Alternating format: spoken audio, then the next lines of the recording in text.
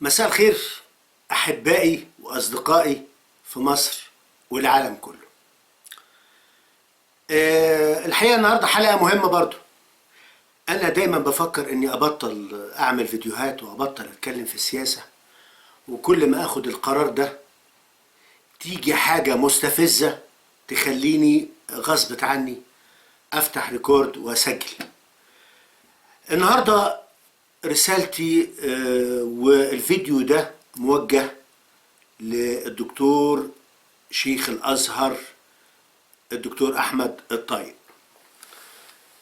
الحقيقة أنت ممكن الإنسان يسمع كلام كتير ويطنشه، ممكن نسمع كلام كتير ونطنشه، لكن لما يجي الكلام من قامة بحجم شيخ الأزهر، ومعروف أن شيخ الأزهر راجل دارس في السربون، يعني حاصل على شهادات عليا ويجد التحدث بلباقة، لكن في حاجات مستفزة. بمعنى احنا دايما في مصر وخارج مصر انا بدافع عن مصر وبدافع عن رئيسها، بدافع عن الرئيس السيسي، وبدافع عن شعب مصر بكل اطيافه سواء مسلمين او مسيحيين، وبدافع عن الاهل والجيران والحبايب وبقول عنهم احلى ما يكون. كل انسان بيتكلم عن منطقة احتكاكه، منطقة احتكاكه، يعني ما تجيش تطلب من واحد اتهجر من بيته، او واحد اتخطفت بنته، او واحد اتخطف هو في مصر، وتقول له اديني فكرة عن مصر، يقول لك فلة شمعة منورة. انا بتكلم من واقع ان انا عشت وسط ناس كان كويسين، لكن هل هذا معناه ان كل الناس كويسين وفلة وشمعة منورة؟ بالطبع لا. طيب ندافع عن مصر بره مصر، ندافع عن رئيس مصر بره مصر، ندافع عن اهل مصر بره مصر، ده جميل جدا، لكن بلاش نكذب، بلاش نزور الحقائق. عشان نحل مشاكلنا لازم نكون صادقين مع نفسنا، لكن لو قعدنا على طول نجد مبررات ونجد لكل شيء مبرر ولكل شيء رد، وان احنا ما عندناش مشاكل، يبقى عمرنا ما هنحل وعمر مصر ما هتتقدم، وده اللي احنا مش عايزينه. وعشان كده انا وكل شباب التنوير في مصر، كل شباب التنوير في مصر سواء من مسلمين او مسيحيين، مطلوب مواجهة الواقع وحله، ابراز السلبيات وحلها. طيب حلو قوي. طيب انا بتكلم عن شيخ الازهر، اتكلمت قبل كده في فيديوهات وشكرت في شيخ الازهر في حاجات معينة، لكن لما الاقي شيخ الازهر بيطلع بره مصر وينقل صورة غير حقيقية عن ما يحدث في مصر، لا، هنا احنا بنزور الواقع وبنقول حاجات مش موجودة. ونقول ايه؟ نقول ما يصحش كده. نقول الكلمة الشهيرة بتاعت الرئيس بتاعنا اللي احنا نور عينيه الرئيس السيسي، نقول ما يصحش كده. احنا كمان من حقنا نقول لشيخ الازهر ما يصحش كده. وليه؟ في مثل يقول لك اشوف كلامك اصدقك، اشوف امورك استعجب. انا عايز الكلام اللي انت بتقوله يكون على ارض الواقع فعلا مفعل، ما نكدبش على نفسنا وما نكدبش على الخارج. يعني كنت اتمنى ان شيخ الازهر يتخذ فعلا اجراءات جوه مصر تاكد اللي قاله، كنت هسقف له لانه ماشي في الطريق ده، لكن هو ما خدش اي اجراء جوه مصر يؤكد اللي بيقول عليه. طبعا احنا مش هنسبق الاحداث، نقول شيخ الازهر قال ايه ونقول اعتراضنا على كلامه في ايه. حلو. شيخ الازهر في البرلمان الالماني في البوندستاج عمل كلمة والقى كلمة على نواب مجلس الشعب في البوندستاج، واثناء كلمته قال مجموعة حاجات هلخصها لكم وبعد كده هفندها واحدة واحدة. ذكر ان مصر بلد يتعايش فيه المسلمين والمسيحيون بسلام وامان، وان في فكرة مغلوطة اتخذت عن الاسلام، ان الاسلام انتشر بحد السيف، وان الناس ادت فكرة مغلوطة عن الجهاد، والجهاد في الاسلام مش بس الجهاد بتاع الدفاع عن الارض والدفاع عن الوطن، لا ده في جهاد النفس وفي جهاد ضد الشيطان وفي حاجات كتيرة جدا. وبيقول ان الغرب استخدم تشريعات هي التشريعات الإسلامية. التشريعات اللي استخدمها الغرب هي التشريعات اللي بتحفظ كرامة الإنسان وتأمن حريته وحرية معتقده. وأنه هو بيشكر في موقف أنجيلا ميركل رئيسة الوزراء الألمانية لما طلعت في مظاهرة دعمت المهاجرين المسلمين ودفعت عن المسلمين ودفعت عن ان مفيش حاجة اسمها اسلاموفوبيا، وان هو كمان بيبجل كلام بعض الساسة اللي قالوا ان الاسلام جزء من المانيا. وقال ان لا يجب ان ينسب فعل قلة من المسلمين على عموم المسلمين، وان الارهابيين دول اللي هم خارجين عن الاسلام، فئة ضالة خارجة عن الاسلام، لا يصح ان ناخذ ما فعلته على المسلمين كلهم. واشاد بان عمر بن الخطاب امن الاقباط واداهم حرياتهم وقال لك ان المرأة في الاسلام مكرمة، وغير صحيح ما يقال عن ان المرأة مقهورة في الاسلام. وان انه بيؤكد على الحوار المتكافئ وحرية التعبير بين البشر عن افكارهم وعن معتقداتهم. وكمان ذكر ان على المسيحيين ان يتجذروا في اوطانهم. كلام جميل جدا جدا، ده موجز اللي قاله. ولما اتسأل برضو على ان ليه من حق المسلم يتجوز مسيحية وليه من حق المسيحية ما تتجوزش مسلم، قال لان الاسلام بيعترف بالمسيحية وبيعترف باليهودية، بينما المسيحية واليهودية لا تعترف بالاسلام.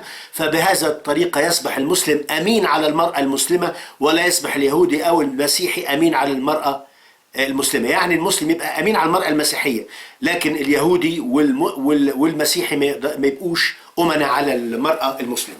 حلو، حتة كده يا شيخنا. ونيجي نقول لك اول حاجة، حضرتك قلت الاسلام ما انتشرش بحد السيف. ما يصحش كده. ليه؟ لان حضرتك بتنكر ما هو معروف من الدين بالضرورة. الاسلام انتشر بحد السيف، كل الشيوخ قالوا كده، والتاريخ قال كده، وتاريخ الخلفاء قال كده، وتاريخ افتتاح مصر وغير مصر قال كده. واقرا التاريخ. حضرتك رايح لناس ما تعرفش تاريخ وبتكلمها على اساس كده هياكلوا الكلام ده ويصدقوه. طب هو انت ناسي ان في ناس عرب سامعينك؟ طب ولما شعبك المسلم بره يعرف انك بتقول حاجة غلط وكذب يقول ايه؟ هيقول لك ما يصحش كده، لان الاسلام انتشر بحد السيف. وادخل على النت وهتلاقي شيوخ بتقول نحن ارهابيون والاسلام امرنا بان نكون ارهابيون. وشوف الشيخ الحويني لما قال ندخل البلاد ونستعمرها ونأسر الرجال والستات وناخد كام راس كده ولو الواحد كان مزنوق يفك دقته ويبيع كام واحد وكام واحده وسبايا ونتاجر، وحد جاب لنا الفقر غير عدم الاتجار في الرق وعدم غزو البلاد. شوف شيوخك كلهم شيوخ من الازهر اللي انت شيخه يا شيخ الازهر. يبقى حضرتك في النقطه دي ما قلتش الحقيقه، عشان كده بنقول لك ما يصحش كده. تيجي بتقول ان اوروبا وضعت تشريعات هي التشريعات الاسلاميه اللي بتحفظ كرامه الانسان وبتأمن له حريته. ازاي؟ فين التشريعات الاسلاميه دي اللي بتحفظ كرامه الانسان في مصر؟ انهي شريعه؟ شريعه التهجير القسري؟ شريعه خطف الاقباط؟ شريعه اغتصاب نساء الاقباط؟ شريعه خطف القبطيات القُصر واسلمتهم في ازهرك وبختمك وبامضائك يا شيخ الازهر؟ انت ناسي ان في اوروبا في عرب يعرفوا ان ده بيحصل في مصر؟ وناسي ان في اوروبا في مسيحيين يعرفوا دبة النملة اللي بتحصل في مصر، وبيبقى كل يوم عندهم بيان بكل بنت اتخطفت وكل ابن اتخطف وكل بيت اتحرق وكل كنيسة اتحرقت؟ تشريعات ايه اللي بتحفظ الناس كرامتهم؟ التشريع الجديد بتاع الازدراء الاديان اللي ما بيطبقش غير على المسيحيين وبيطبق عن المسلمين اللي بينتقدوا اعمال الفئة الضالة من المسلمين او الارهابيين اللي انت بتتكلم عنهم. مين اللي حبس اسلام البحيري غير تشريعات طالعه من الازهر بتحد وبتلغي وبتقمع الفكر وبتقمع حريه الراي؟ مين اللي حبس اطفالنا؟ 4 اطفال في المنيا، نور عينينا ونور عينين السيسي اتحبسوا. وسياده الرئيس السيسي ما خدش خبر بيهم، ان سياده الرئيس السيسي بياخد خبر بالست اللي اتبرعت بحلق والطفل اللي عنده سرطان اللي عايز يقابل السيسي. لكن 4 اطفال يتحبسوا ظلم عشان انتقدوا داعش، انتقدوا داعش يتحبسوا. في بلد بتؤمن بحرية الفكر وحرية المفكرين يا شيخ الازهر، فين التشريعات اللي بتحفظ للناس كرامتهم وحريتهم يا شيخ الازهر؟ عشان كده بنقول لك يا شيخ الازهر ما يصحش كده. احنا هنا وشايفين انت بتقول ايه واللي بيحصل في مصر ايه.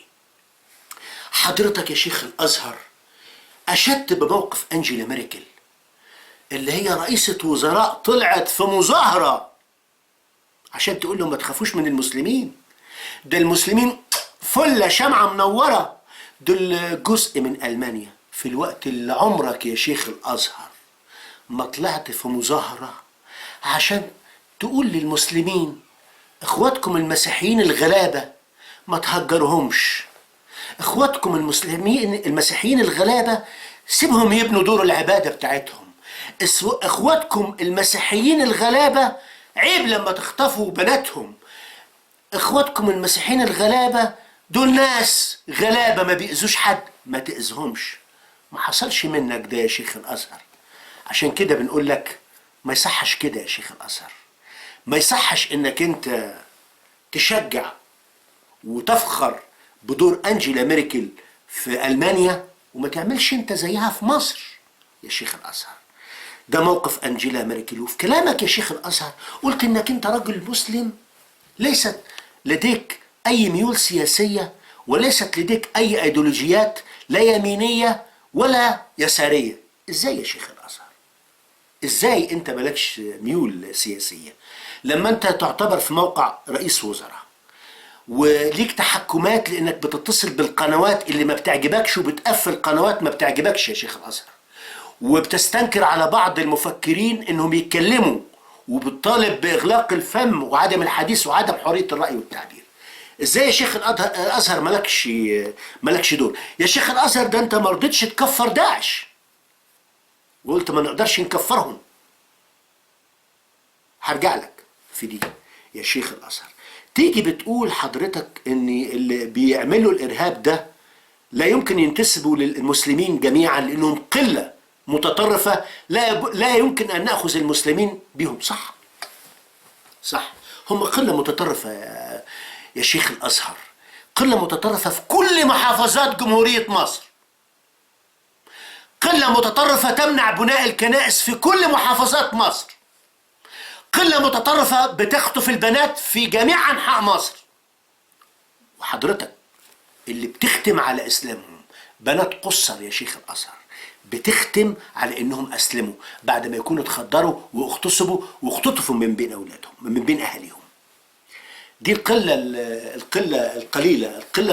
القليله اللي هي ليها صوت عالي اللي بتمنع بنا دور العباده في مصر. قله شويه قليلين قوي، شويه قليلين قوي، لكن بيفرضوا رايهم على الحكومه وبيفرضوا رايهم على ارض الواقع وبيمنعوا بنا الكنائس. عشان كده بنقول لك اللي انت قلته ده مش مظبوط وما يصحش كده يا شيخ الازهر انك تقول حاجه مش مظبوطه، لان في ناس بتسمعك وهتعقب عليك. حضرتك ذكرت ان في مصر لما دخل الاسلام في مصر امن الناس، واديت مثل بعمر بن الخطاب لما قال متى استعبدتم الناس وامهم ولدتهم احرارا. القصه دي موجوده في التاريخ الاسلامي لكن مش موجود ليها بند في التاريخ المسيحي. يعني في تاريخنا المسيحي مش موجوده قصه عمر بن الخطاب انه عمل القصه دي بتاعت الاثنين اللي كانوا بيتسابقوا واحد ضرب الثاني وكلام من ده وعمر بن الخطاب نصرهم. لكن نيجي لعمر بن الخطاب اللي انت بتقول عليه مثال في الحريه والامن والامان. الخليفه عمر بن الخطاب حط العهده العمريه، العهده العمريه اللي بتمنع بناء كنائس جديده واللي بتمنع بناء كنائس لو اتهدمت ما تتبنيش، وان لو في مكان بيصلوا فيه ناس صوتهم ما يطلعش، وان المسيحي هو ماشي ما يلبسش لبس زي المسلم، ولو ركب دابه يركبها بالمقلوب وما يركبش حصان، لو ركب يركب حماره بالمقلوب، وما يلبسش لبس زي المسلمين، وما يسميش اولاده زي اولاد المسلمين، ولما يشوف مسلم يوسع له الطريق، ولو كان قاعد يقف يقعده. دي العهدة العمرية اللي بتتشدق حضرتك وغيرك، وبيكذبوا تاريخ واقعي كتبوه المؤرخين المسيحيين وكتبوه المؤرخين المسلمين من ما اقترفه الخلفاء حين افتتحوا مصر. وموجود عندنا تاريخ الكنيسة المصرية ومعاناتها ومعاناة الأقباط تحت الاحتلال الإسلامي لمصر. لن أجمل، مفيش حاجة اسمها هنتكلم في التاريخ مش هنزور. لامتى هنفضل نزور؟ نقول ان الفرنساويين كسروا مناخير ابو الهول، وهو اللي كسرها عمر بن العاص والقاده بتاعه لما دخلوا مصر والقوات. لامتى هنقول مش عارف الانجليز حرقوا مكتبه الاسكندريه، هم اللي حرقوها وباحاديث موجوده حرقوها المحتلين الغزاة لمصر؟ ولامتى الناس تفتكر الناس هتصدقنا؟ ولامتى هنصدق الكذب؟ وليه ما نواجهش نفسنا بالحقائق عشان نحل؟ المرأة والإسلام، حضرتك ذكرت ان الإسلام بيدي حق المرأة، وان ده دور البلاد ده اتخلفت لما ما ادتش حق المرأة، وان الإسلام ما فيهوش كده. طيب نشوف كده المرأة اتخلفت امتى ومن عهد مين؟ بلاش نقول امتى وما نتكلمش على بلدنا. ما تروح للسعودية اللي بتمول الأزهر بتاعك. هل مسموح للمرأة بأنها تعتلي منصب مهم في السعودية؟ هل مسموح للمرأة في السعودية أنها تقود سيارة؟ غير كده أنت بتتشدق بحوار الأديان وبحرية الأديان. هل تسمح السعودية بدخول الإنجيل؟ ده السعودية حاجتين، الإنجيل بعبع وحاجات تانية بتوازن ما بين الإنجيل وحاجات تانية، واللي يتمسكوا معاه إنجيل هناك ياخد حكم وممكن يتسجن وممكن ياخد إعدام. كل ده خوف من الإنجيل، وتيجي تقولوا حرية فكر وحرية عبادة والشريعة بتكفي الحرية وبتأمن الناس جايين تبيعوا المية في حارة السقايين. ما يصحش كده، ما يصحش كده، ما يصحش كده. المرأة اللي هي عندنا تنقض الوضوء وزيها زي الكلب، لو واحد بيصلي وعدت واحدة ست تنقض الصلاة. المرأة اللي هي قوامون على النساء، قوامون على الرجال، النساء قوامون على الرجال، يعني ما تقدرش تعمل حاجة. ارجعوا للتاريخ اللي هو قبل الأديان، أيام الفراعنة. أيام الفراعنة الملكة حتشبسوت والملكة نفرتاري والملكة نفرتيتي والملكة كليوباترا. ده أنا هقول لكم حاجة، دي معلومة كمان أخدتها من أحد الأصدقاء على الفيسبوك كانت جميلة جدا. عارفين وحوي يا وحوي إيوحة اللي بتتقال في رمضان؟ وحوي يا وحوي إيوحة اللي بتتقال في رمضان دي إيه؟ دي أساسا غنوة كانت بتقول كانت بتتقال أيام الفراعنة للملكة إياحة حتب، اللي هي أم الملك أحمس، اللي حاربت الهكسوس وابنها أحمس حارب الهكسوس وطردهم من مصر. الهكسوس اللي هم السعوديين على فكرة، عشان تبقوا عارفين. يعني العملية قديمة قوي من أيام زمان. يعني دلوقتي السعودية حكمانة في مصر ومحتلنا في مصر عن طريق الأزهر، لأن تمويل الأزهر جاي من السعودية دايركت، وبالأمر الوهابية لازم تتنشر في مصر. ويقال ان الشيخ طنطاوي لما الله يرحمه لما شال المناهج اللي بتدعو للإرهاب في الأزهر ان اتدبرت له عملية كده في السعودية وراح فيها، والله أعلم. عشان كده اللي جو بعد كده شيخ الأزهر رجع المناهج اللي بتدعو للإرهاب. الشيخ الأزهر أحمد الطيب رجع المناهج اللي بتدعو للإرهاب اللي كان شالها الشيخ طنطاوي قبل كده، وبعدين راح في البرلمان الأوروبي بيقول ده احنا بننقي في مناهج الأزهر وشلنا مواد بتدعو للإرهاب. مع اني لو قرينا كتاب متن الإقناع في متن الإقناع في ألفاظ أبي شجاع اللي بيدرس في الثانوية، ده كله فيه بلاوي إرهابية، يطلع إرهابي. يدخل الطالب من هنا يطلع من هنا إرهابي، دخله من هنا يعرف ربنا يطلع يعرف الشيطان على طول كده. يدخل اللي عايز يعرف ربنا يتخرج على طول عايز ينتحر وعايز يقتل النصارى ويقتل الكفار. ده اللي موجود في الأزهر وبيتدرس في الأزهر وتحت إشراف شيخ الأزهر اللي رايح ألمانيا ينادي بحوار الأديان. وبيقول ايه كمان شيخ الازهر؟ بينادي شيخ الازهر ان المسيحيين لابد ان يتجذروا في مصر ويعمقوا تواجدهم في مصر، عشان ده بيعمق الوحدة الوطنية وبيعمق التواجد في الوقت اللي بيت العيلة اللي داخلة فيه أطراف الأزهر وشيوخ من الأزهر بيشرف على تهجير الأقباط من بيوتهم لما يكون في مشكلة بين مسلم ومسيحي. في مشكلة بين مسلم ومسيحي والمسلم غلطان يتهجر القبطي. هو ده القانون اللي بيؤمن بيه شيخ الأزهر وأتباعه في مصر، وده اللي احنا شايفينه على أرض الواقع. مفيش أقباط غير بيتذلوا وبيتهجروا من بيوتهم وبيتهجروا قسري. في الوقت اللي رايح هناك بيطالبهم إن ألمانيا تكون عادلة، وإن تعامل الأوروبيين وتعامل المسلمين في أوروبا بتفتح مثلهم مثل الألمان. يا أخي عامل المسيحي اللي في مصر اللي دي أرضه ووطنه عامله زي المسلم. المسيحي اللي في مصر اللي هو صاحب الأرض عامله زي المسلم، ما تخلوش درجة تانية. الغي المادة التانية اللي في الدستور اللي عاملة فيه فرق بين مسيحي ومسلم. البلاد اللي انت بتقول عليها دي ان تشريعاتها بتحفظ للناس كرامتهم زي ما بيقول فيها، زي ما بيقول الاسلام، مش حاضره ماده تانية بتقول ان الدين المسيحي المصدر الرئيسي للتشريع. ومع ذلك بتعمل تشريعات تحفظ للناس كرامتها، وحضرتك وحكومتك عامل تشريعات ودستور لا يحفظ للانسان كرامته، لانه حاطط ماده تانية بتعمل فرق بين المسلم والمسيحي. وعلى فكره انا ضد الماده الثانيه وضد الماده الثالثه. يحسن الناس يقول لك ان الدكتور وجيه ضد بس ضد بس المواد اللي بتشرع للاسلام. لا، برضه ضد اي ماده تشرع للمسيحيه.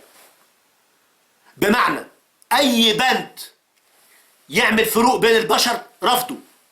رفض الماده الثانيه اللي بتدي سلطه لرجال الدين الاسلامي ولرجال الفقه الاسلامي ورجال التشريعات الاسلاميه من شيوخ على الاقباط، ورافض اي بنود تدي قوه وتدي دستور وتدي سلطه لرجال الدين المسيحي على الاقباط. عايزين دوله مدنيه، دوله مدنيه ياخد فيها المسيحي والمسلم والشيعي والبهائي والملحد حقه. دوله مدنيه بتدي الناس حقوقها. لكن احنا نطلع ونقول بره لا، ده احنا فله شمعه منوره، ده احنا عندنا حريه راي وحريه عقيده وحريه عباده. حريه راي وعندي اسلام البحيري في السجن وفاطمه نعوت محكوم عليها و4 اطفال مسجونين عشان انتقدوا داعش. حريه فكر، وانا وقفت برنامج في قناه بمكالمه من شيخ الازهر، وقف برنامج ايتن الموجي عشان عملت مكالمة مع الدكتور سيد القمني. وسيد القمني، الدكتور سيد القمني ما بيغلطش في الاسلام، ده عايز ينقي صورة الاسلام ويخليها في صورة طاهرة. ولا اسلام البحيري غلط في الاسلام، ده عايز ينقي الاسلام. بيقول ما عندناش ارهاب في الاسلام، ما عندناش ان الواحد يتجوز بنت 6 سنين، ما عندناش رضاع الكبير، ما عندناش نكاح اموات، كلهم عايزين ينقوا صورة الإسلام، ومع ذلك بيقاوموا في مصر. ويقول لك في حرية فكر. يا شيخ الأزهر، أنا ممكن أقف وراك واستقبلك في مطار ألمانيا لما تيجي، بس تقول إنك أنت جاي مطار ألمانيا، أستقبلك واستضيفك كمان. ولو في أي دولة تانية سهلة الواحد يروح يستقبلك في أي مكان ويستضيفك، بس في حاجة خلينا أصدقك، مش انتوا نور عينينا وبعد كده اسجن ولادهم. ما يصحش كده. اعمل حاجة على الارض. بنات اللي بيجيبوها لك 17 سنة و16 سنة عشان تأسلم في الازهر، بدل ما تخليهم مستخبيين لغاية ما يوصلوا للسن الشرعي وتديهم شهادة اشهار، رجعهم لأهلهم، او على الاقل ابعت لأهلهم يجي يقابلوهم. مالك يا بنتي، عايزة تأسلمي؟ أشوف بنتي عايزة تأسلم ليه؟